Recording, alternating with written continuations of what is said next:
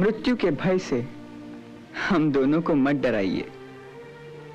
हम और दाऊ भैया इकट्ठे मथुरा जाएंगे और अवश्य जाएंगे, क्योंकि इतनी सारी बातें सुनने के बाद अब हमें भी महाराज कंस से मिलने की उत्कंठा हो रही है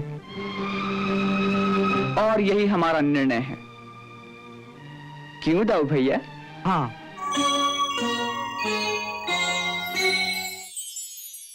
हमें आपकी एक बात अच्छी नहीं लगी अक्रूर जी। आपने इतना बड़ा झूठ कैसे बोल दिया? झूठ?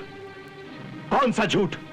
आपने ये जो कहा कि यशोदा मेरी मैया नहीं।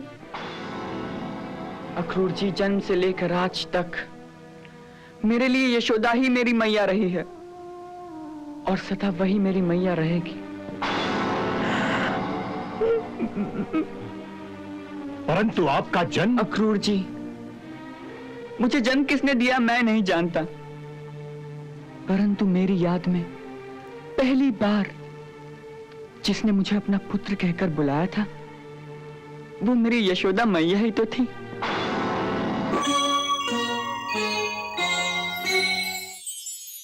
देव की भाभी ने मुझे आज्ञा दी कि मेरे पुत्र को गोकुल से ले आओ और कंस के हवाले कर दो। मैंने उनसे कहा भी कि मैं यशोदा भाभी को कैसे कहूंगा, क्या कहूंगा। उन्होंने इतना ही कहा कि यशोदा से कहना मैं अपने पति के प्राणों की रक्षा के लिए अपने पुत्र की भीख मांग रही हूं। मेरा पुत्र लौटा दो, मेरा पुत्र लौटा दो।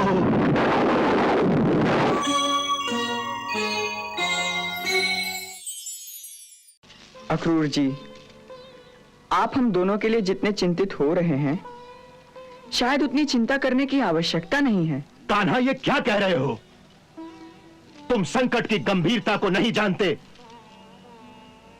ये बचपन की बातें नहीं है, कुछ बुद्धि से काम लेना चाहिए। इस समय जीवन और मृत्यु का प्रश्न है। बुद्धि से काम लेना अच्छी बात है अक्रूर जी, परंतु जब कोई बुद्धिमान अपनी बुद्धि से जीवन और मृत्यु को आगे पीछे करने की कोशिश करता है तभी वो भूल करता है, क्योंकि जीवन और मृत्यु तो विधाता के हाथ में है। अगर मृत्यु आनी है तो वो सुरक्षित स्थान पर भी आएगी अक्रूर जी।